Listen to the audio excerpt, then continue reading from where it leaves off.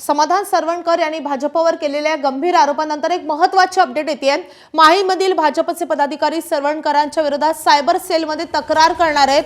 दुपारी 12 वाजता वांद्र्यामधल्या सायबर सेलमध्ये ही तक्रार दाखल केली जाणार आहे। सरवणकर यांनी भाजप विरोधात खोटे आणि चुकीचे SMS तयार करून व्हायरल केल्याचा दावा केला जातोय आणि भाजप पदाधिकारी याच आरोपाखाली ही तक्रार दाखल करणार आहेत। समाधान सरवणकर यांनी घणाघाती आरोप केलेला होता। त्यांच्या पराभवाला त्यांनी भाजपच्या पदाधिकाऱ्यांना जबाबदार धरवले होते। या संदर्भात त्यांनी गंभीर स्वरूपाचे आरोप केलेले होते आणि त्यानंतर आता भाजप पदाधिकारी आक्रमक झालेले आहेत। आपले प्रतिनिधी अभिषेक मुठाळ आपल्या सोबत आहेत। अभिषेक, भाजप पदाधिकाऱ्यांचा आता नेमका काय आरोप आहे सरवणकरांच्या विरोधात? तर मुंबईमध्ये महायुतीमध्ये कुठेतरी वादाची ठिणगी आपल्याला पडताना पाहायला मिळते आहे।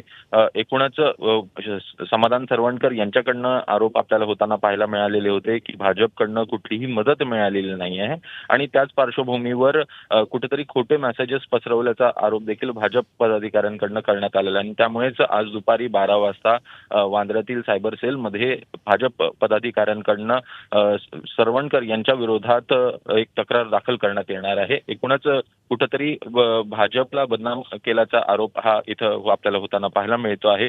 भाजपकडनं मदत करण्यात आलेली होती, मात्र शिंदे सेनेचेच जे काही लोक आहेत त्यांनीच काम केलं नसल्याचा आरोप देखील दुसरीकडे भाजपचे पदाधिकारी करताना पाहायला मिळतात आणि त्यामुळे एकूण माहीम मतदारसंघामध्ये कुठेतरी आता सरवणकर विरुद्ध भाजप पदाधिकारी असा वाद आपल्याला नक्कीच आता निवडणुकीच्या निकालानंतर हा वेगळाच वाद सुरू झालेला आहे।